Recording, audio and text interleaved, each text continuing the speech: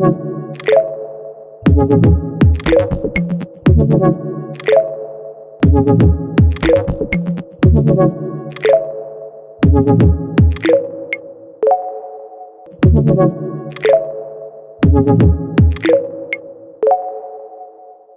everyone. We would like to welcome you to Australia and to a roundtable about Australian renewables and the renewables sector that we've called the bumpy road to becoming a renewables superpower.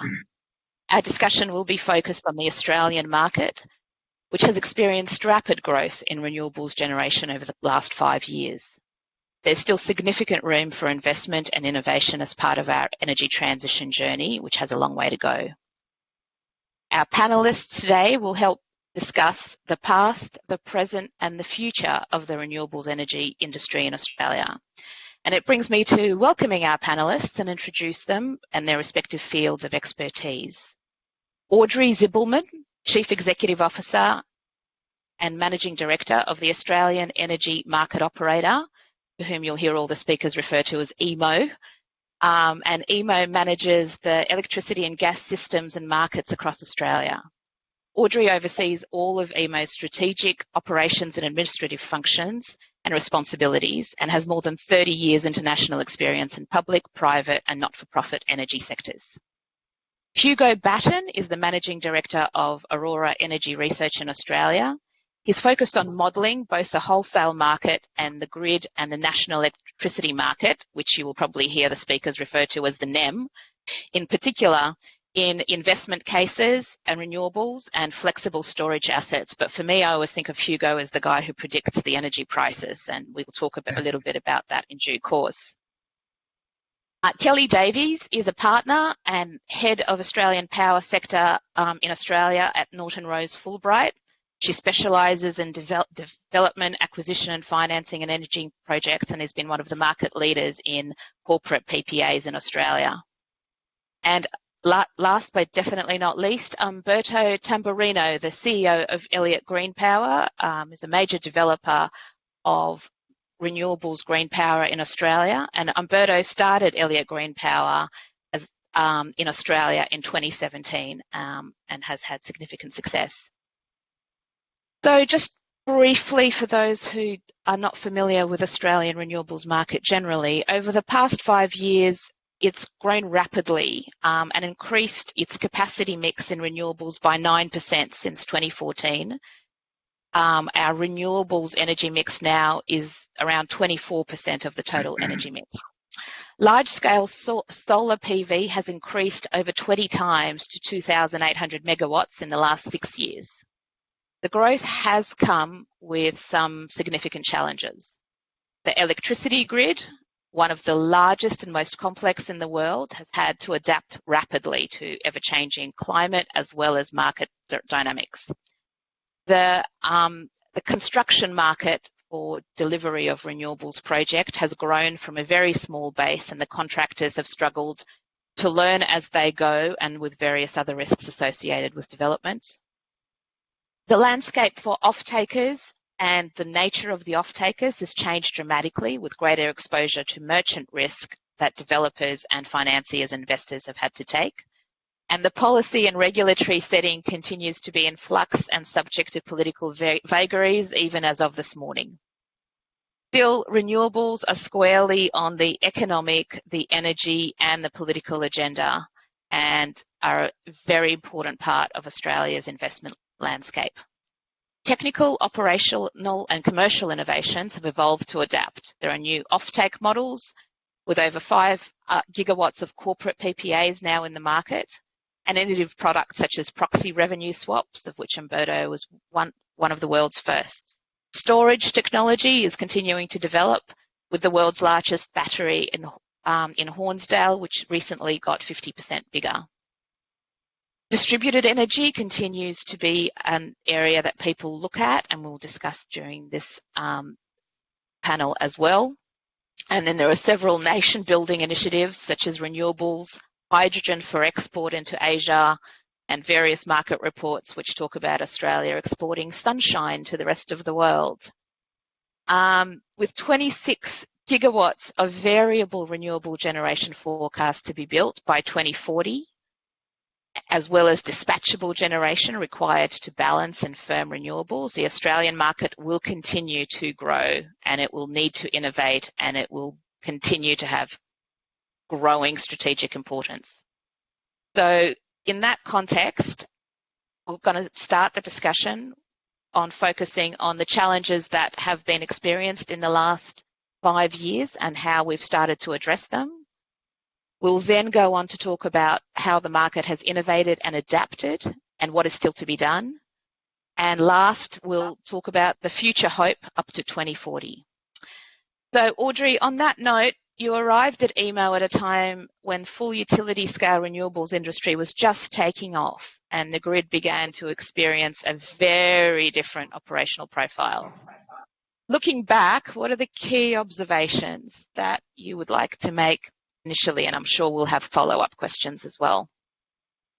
Sure. So first of all, literally when I arrived in Australia, there was, I got off the plane and there was a newsreel running between the then energy minister and the premier in South Australia, because it was just post the South Australia system black, and they were arguing around renewables. And so that was my welcome to Australia video as I got off the airplane. But basically what's happening here, as you said, is that Australia as a just geography is excellent for both solar and wind. And so what we're seeing is as our coal plants retire, both through a combination initially of policy, but now just plain economics, they're being replaced by renewables. And so we're seeing very rapid uptake. Our studies show that by 2030, we could see 70% of the energy being provided by renewables in Australia during times of the year. And then in parts of Australia today already, we have 150% of the energy being provided by renewables. And so it is, and it's growing very rapidly. The other piece that's happening, of course, is the story of rooftop solar. So today in Australia, as you were mentioning, around distributed energy resources, we're looking at close to 1 in 3 Australians putting solar on their roofs. And as a result, what we're seeing is that we're breaking records, both in terms of levels of renewables act, but also the minimum level of demand that we're seeing on the power system during the afternoons, particularly in the spring and fall. So that in itself is creating some system challenges around how do you manage a system with very, very low demand. So those are the things that we're looking at from a systems basis. There are a few things that we're learning and have learned and have changed, and we could talk about them more in detail. But basically, moving from a system that's dominated by mostly fossil fuel units to one that's dominated by inverter-based technologies presents a number of different system challenges around services that used to just come with the kit, such as security services, such as system strength, inertia, frequency, voltage management. So what we've learned in Australia is we have to be really focused on which we're doing is on the markets to make sure that we have the right complementary investments and how they're designed. The other is that the power system to actually integrate these resources has to be redesigned in terms of the fact that you want to put the grids where the best resources are. And we need to think about doing this in a proactive way, because one of the challenges that developers are certainly seeing is that it's very difficult to connect when you're going to weak portions of the power system, and it's just not there for you. And so being more proactive, thinking about how we adapt markets and regulation, and particularly for me, it's also the speed of change. You know, we can, for example, right now, this week, we had 900 megawatts of the load in South Australia, which probably was about a 1,200 or 1,300 megawatt load being provided by rooftop solar. And that's changing very quickly. People are adding more and more solar to their roofs. So understanding the pace of this change and how quickly it occurs, it takes you much less time to build a solar farm or wind farm than build transmission, requires us to rethink the whole regulatory construct to adapt to a much more rapid environment. So I'll leave it there because I know there's a lot more to be added. But it's an certainly exciting time, but it is, and it's happening very fast. So Hugo, that really neatly brings us to you, because the changes in the times and the speed of change, and in the Australian environment, the fact that different geographic areas in Australia are experiencing different dynamics, makes it quite interesting for you to predict for people like me who ask for their credit papers what the electricity price in South Australia will be in 5 years' time. How are you coping with that, and how are you managing that? Yeah, absolutely. I mean, I think Australia's unique in some ways, but the long-term drivers of outcomes in electricity market, I think, are consistent between markets. And there's 6 or 7 big things that you can point to. Policy, both carbon and reliability policy, the shape and future of demand in Australia. The big swing factor, I think, is going to be whether the smelters stay on. What's happening with the legacy assets? How quickly are we going to lose coal in this country? The state of the grid, which Audrey spoke to, which is a unique challenge in Australia given the mass and the spread out population. The level of competition, so whether the gentailers will be able to maintain the position they've had for a long period of time as the dominant providers of generation. Commodity prices, gas is a very hot topic here at the moment, and the federal government's intervening. And I think finally, technology cost curves. So I think in most markets, 3 or 4 of those are in a state of flux. I'd say in Australia, probably all 7 are, which is in some ways unique, but not completely. So I think there is more volatility in the Australian market, both intraday, Audrey was talking about the duck curve effectively, but also seasonally and even between years as we lose these big coal plants. And there have been some pretty sharp divisions between the winners and losers. I think it is a challenging market, but there are big rewards for people who have done their homework. So people who did their due diligence on the grid and thought very carefully about where they build their renewable plants close to demand, where marginal loss factors were better, have been winners. People who've thought very hard about their generation profiles, particularly wind assets that blow more in the morning and the evening to capture the higher prices around the solar output.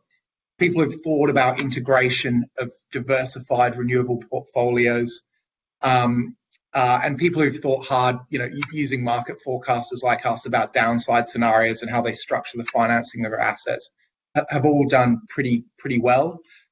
So some of those developers like Neoen, Tilt, Infigen, and others have really been forced to kind of get to a level of sophistication because of some of those challenges in the Australian market.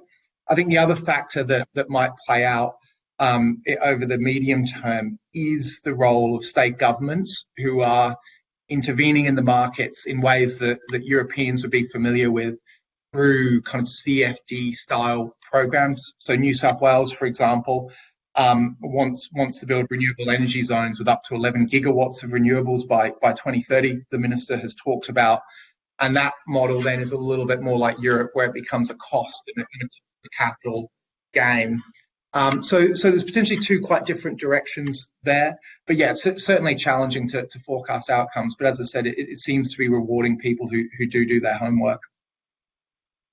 And Umberto, that brings us neatly to your experience in Australia, and you've been developing renewables assets in Australia since 2017, as well as having a significant European experience.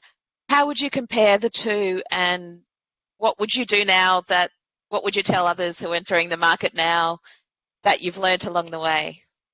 Well, listen, without hesitation, I can say Australia has been the toughest place I worked into. I worked in 5 different jurisdictions in Europe, and definitely Australia ranks first by far, I would say. I mean, Audrey and Hugo have outlined quite well the complexity of the market and the level of sophistication as a developer and investor you need to comply with.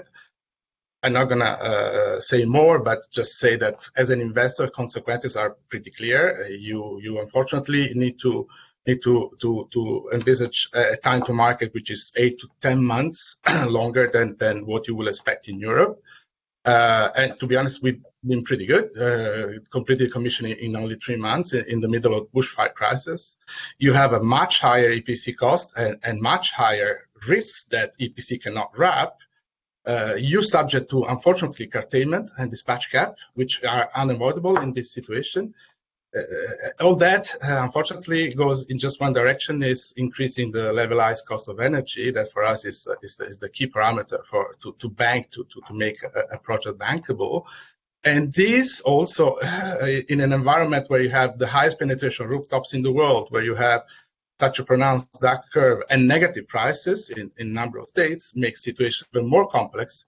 And the need to be innovative, I think we'll discuss after about the proxy revenue swap and other instruments. But definitely you need, one, to be highly sophisticated, two, innovative, and three, have large shoulders, because not everybody can compete, in my view, in this market. What else we can do?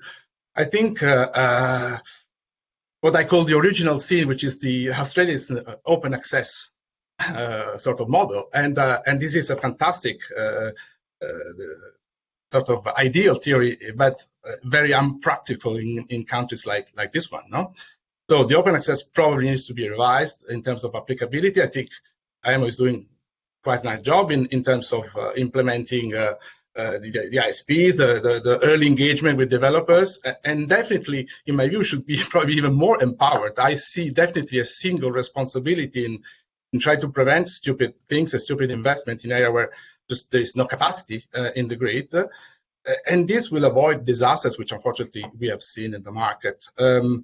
Open access, as I said, should be limited. If we want to keep this model, definitely some European experience might teach something here, because we have seen that in Europe the ability of developers to build projects is limited to the fact that they need to post important guarantees, and they need to stick with guidelines. So not everybody can apply to a connection everywhere. I think the other thing I hope that can go better, and definitely I hope for the countries, is the famous grid upgrade, not necessarily through the GRID-T program, which is a bit convoluted in my view, but definitely RES are going in the right direction here. So understand how the grid will support future expansion and not vice versa, which has been the mistake many have done so far. The last thing, many of the problems, unfortunately, having done some good things, I have to note that some rule changes and some differences versus what has been the original plan have been implemented. Now, although I understand the need for that, let me tell you that from European experience, a rule change is just definitely so what investors do not like, because you're investing based on certain assumptions, and countries like Spain, even Italy to some extent, they took a number of years to recover from the fact that they've implemented retroactive changes that change completely the dynamics and the economics of an investment. It's been mentioned the state intervention, the high degree of state intervention in the sector, but probably that will take another 15 minutes, so I'll stop here and leave room for others. Yep. And I have so many follow-up questions to both Audrey and Hugo as a result of what Umberto said, but we're about halfway through, so I'm going to jump to Kelly. So I'm going to jump to Kelly because everyone has spoken about how important it is to have some degree of certainty for investment parameters associated with price and the volatility that's associated with the market at that price. And you've been at the forefront of documenting and negotiating different revenue models in Australia for the last few years. So just really curious to hear your experience in the context of trying to provide some certainty to this already volatile market from an off-taker perspective. I'd probably start with one of the comments I think that Audrey made, which is a really interesting one if we look forward in the market, which is that by 2030, we anticipate 70% of our energy mix will be renewables. If you look at that in the context of what that means for our existing gentailers, that means that they are going to have to invest in renewable generation, whether through development or through further offtakes from those generators, existing and new. So I think one way or another, where we're going to head in the reasonably near future is going to be increased uptake and from the retailers of renewable offtakes. We saw a big spike when we were coming towards the end of our satisfying our renewable energy target, as they were all sort of reaching out to purchase renewable generation to satisfy their requirements, their obligations in that regard. And then that tailed off, and then we saw the last couple of years a real spike in corporate PPAs, both two different structures, corporates looking to contract directly with generators, and typically larger, more sophisticated corporates doing that. And then other smaller corporates really putting pressure on the retail market to say, I want to buy renewable power, notional renewable power, but you don't have a product that services me, and I'm not big enough to do a sensible commercial deal with the generators, or I'm not sophisticated enough, or I just don't have the appetite or the risk profile to be able to do a swap or a hedge arrangement, which is what we would typically do with the generators. So what we've seen over the last 12 to 18 months is the retailers have responded to that, and now you're seeing a number of corporates not buy business as usual retail supply contracts, but insist on their retail supply contracts having a renewable component. So when you add that to the figures that Audrey's talking about, you've got the drivers anyway, because we've got existing generation coming off line over the foreseeable future and will be replaced with renewables. You've got increased pressure from corporates at all levels now, because the retailers can deliver renewable supply arrangements saying we want renewable, notionally or otherwise. What you're really going to see is an increase in offtake opportunities for generators. I think had we been having this discussion 12 months ago, it would have been a bit patchy in terms of the outlook for offtakes for generators. But I think now we've really come out the back of that, and I think there's much more optimism in the market, and I think that gives a lot of developers more opportunity to add contracted revenue to existing merchant exposure, where they've had to take projects to market on a largely or semi-merchant basis, and also to for new generators that are looking to put projects in sensible places within the grid. So we're running quite through a lot of time, but Umberto, what Kelly's just said is really critical for you. So how are you experiencing the market for offtake as you're looking to develop further projects? What advice would you provide to other actors in the market in that context?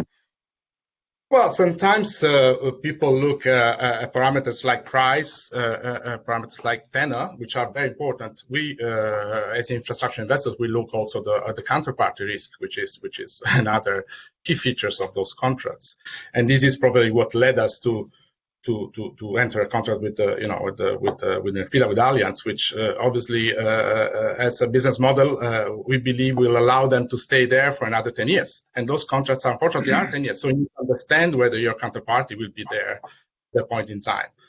I think what we put together was pretty innovative, as I was saying, because yes, the typical contract that was proposed also in other countries, the proxy revenue swap is a simple contract for difference, which is an hedge against the weather resource. So they hedge the weather resource and the price.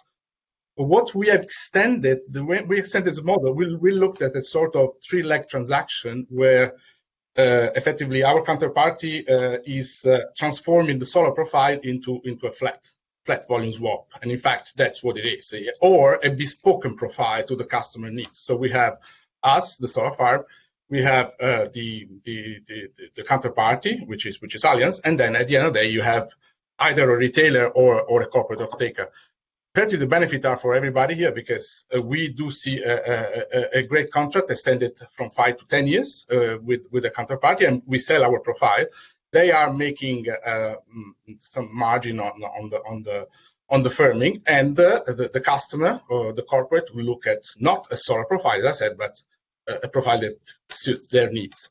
I believe this will be. It is probably has been banked in Australia with yourself, with Natixis, but I believe there will be much more room to expand it to other geographies like Europe, where this reliability of counterparty, or the length or the tenor of those contracts is pretty key. At the moment, I don't see how those physical PPA can fit those requisites, and that's where I think you should come with new ideas in order to get around problems and try to make a model that is replicable, as we think we have done.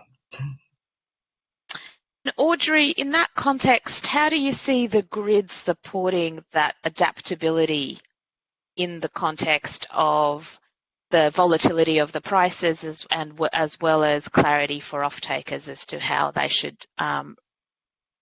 think about their own approach to energy needs? Well, I think there's two things that are going on. One is through the integrated system planning activities we do, we're developing these renewable energy zones, which I think will be really critical because unlike historically as we're building the system so it can accommodate renewables. So that provides a lot more developer certainty, both in terms of timing and capability of the system. So understanding that will be important. Secondly, the Energy Security Board has just launched a consultation around market reforms, including looking at resource adequacy issues as well as retirements, but more importantly for us, looking at issues around system security products so that people can monetize. So what I'm hoping we'll see in this next generation is actually more and more developers being able to make the case to take a look at when they're developing wind or renewables is adding firming capability along with the product and knowing that they can sell that both into the market and monetize it in these offtake agreements so that there's a natural firming that can go on. And I think that's going to happen when you have the right market signals for the types of capability that we need to do. And having, frankly, longer duration adequacy pricing may be helpful as well. And that's another area that I think is going to be important as to attract the type of investment. And Hugo, that actually obviously leads on to questions to you around what you're seeing in the storage technology and the firming technologies generally, and also in terms of the pricing, longer term pricing certainty around the market and the policy background. Yeah. No, absolutely. So, I mean, I think it was said that the kind of 2000s were the decades of wind, the 2010s were the decade of solar, and 2020s is going to be the decades of batteries. And that's certainly been our experience over the last year. We've probably done 20 battery investment cases of various sizes and sophistication, including the Hornsdale expansion that you mentioned at the start. And if the investment case is going to stack up anywhere, it's probably Australia at the moment. The shift to 5-minute settlement, volatile pricing, a more and more pronounced duck curve, all of these things lend themselves to batteries. There's also been quite a big evolution, I think, in the sophistication of these storage investment cases over time. We talked about some of the contracting there, firming renewables, but also being available at certain times of the day, kind of cap contracts in Australia, insurance essentially against very high prices, innovative asset configurations. So there's a lot going on in the storage space. At the moment, we're still seeing most of the investment cases are kind of shorter duration, 1 and 2 hour batteries, which are playing in ancillary markets and co-optimizing in the wholesale markets. And they're interesting and they certainly help the system and help manage frequency and those kinds of things.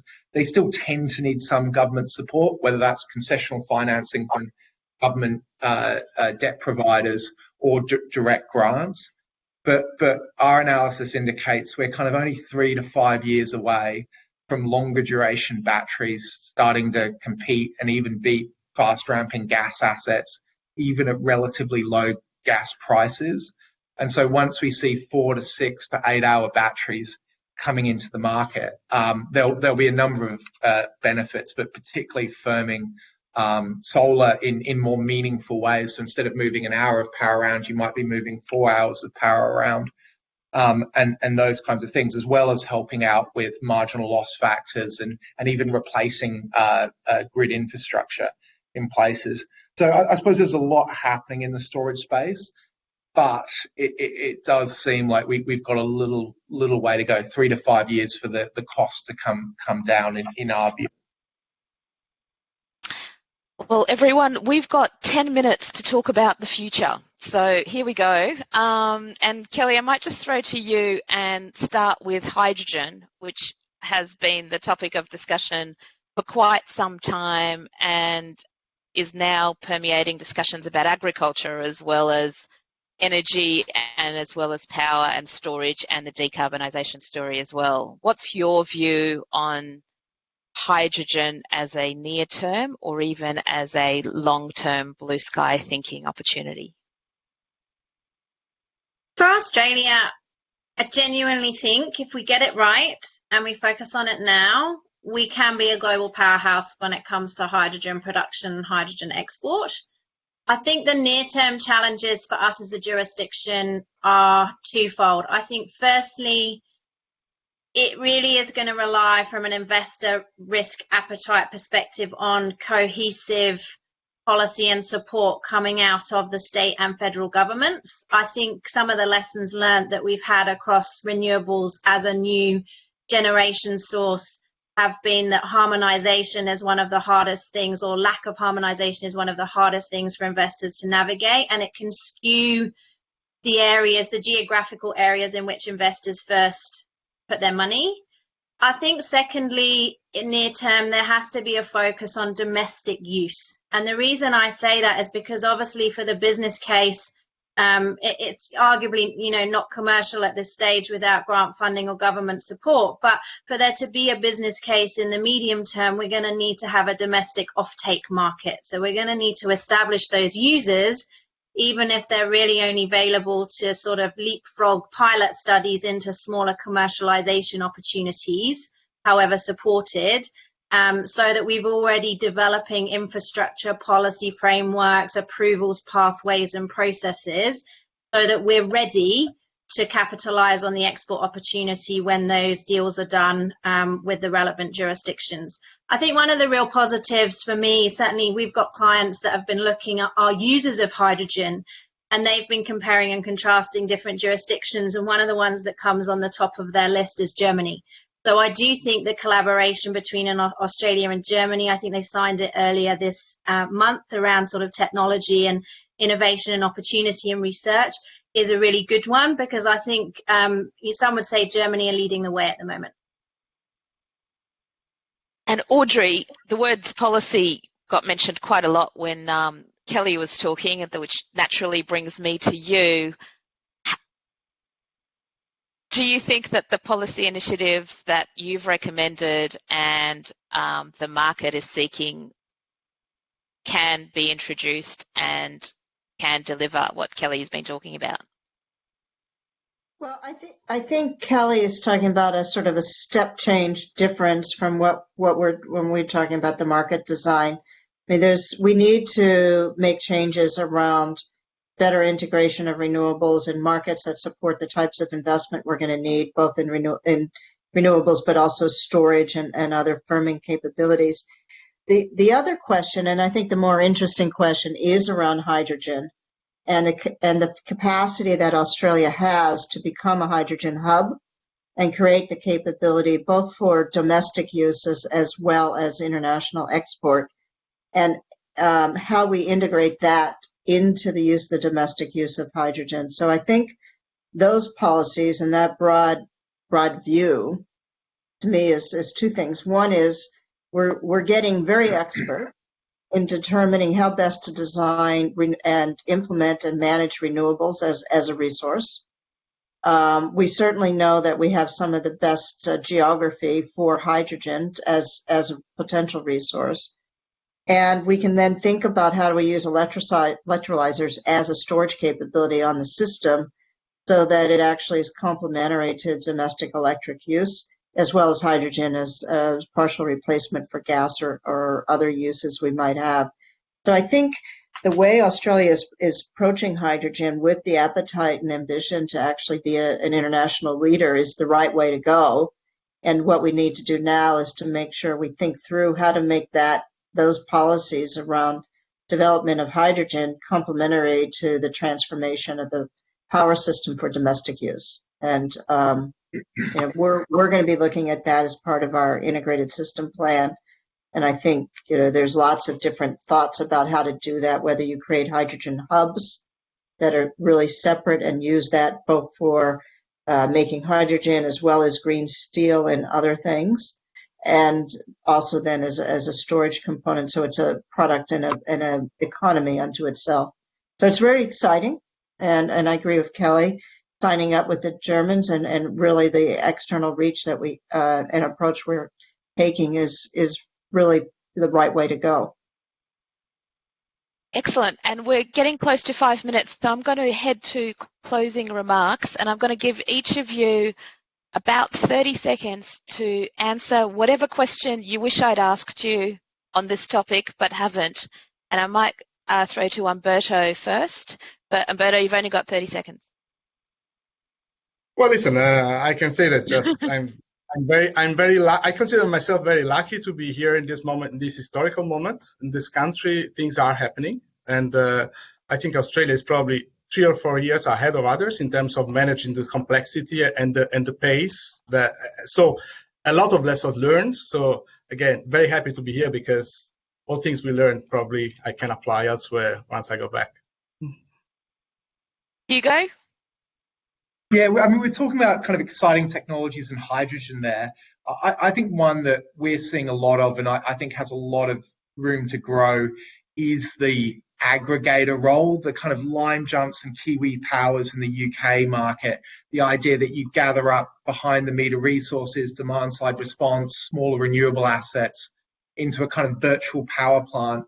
Again, if that's going to work in anywhere, it's going to work in Australia, where you've got kind of high grid costs to avoid, lots of behind the meter resources, and regulation moving in the right direction, albeit kind of slowly compared to other markets. So I think if people are thinking about what's next in Australia, I think the aggregator model might be an interesting one to look at. That's very interesting. Kelly? Hugo stole my thunder a little bit, but I'll jump to my number 2. Sorry, Kelly. I suppose what I was really going to say is I think with the right due diligence, there are still really good opportunities for investors in the renewable energy market here, both on the generation retail and on the behind the meter side. I think the key for investors is really to look at their appetite for participating in different parts of the value chain, because I think that's the best way to de-risk and optimize the profit on their side. And to Hugo's point, I think one of the untapped areas of the market is that behind the meter and virtual power plant opportunity. I think second to that, there is a lot of focus coming through our market on energy efficiencies. And I think that's a nut that we haven't yet cracked in this market in how to monetize that. And Audrey, closing remarks. Yeah, so I think that we have an opportunity in Australia to actually look at how do you make the transformation successful for all the reasons that people have been talking about. We're entering into a world of free electrons, and the question really for us is not how do you create greater wallet share for electricity, because it has to remain affordable, particularly as it runs more and more of the economy, but rather how do you create markets and opportunities so that people can invest with confidence and that the outcome for the consumer is better. And that's really the path we're on. And I think once we do that and we identify how it gets solved, not only will Umberto be able to take it back to Europe, but as other parts of the world start looking at electric access and growing, such as particularly in Indonesia, Vietnam, Cambodia, those types of markets will be able to accelerate their adoption of renewables because of the learnings we're getting here and because of the nature of the climate that we're operating in. Thank you very much, everybody. I'd like to thank all of you, and we're absolutely out of time, but it's been a pleasure. Thank you. Thank you. Thanks, Vanna. Thank you. Thank you.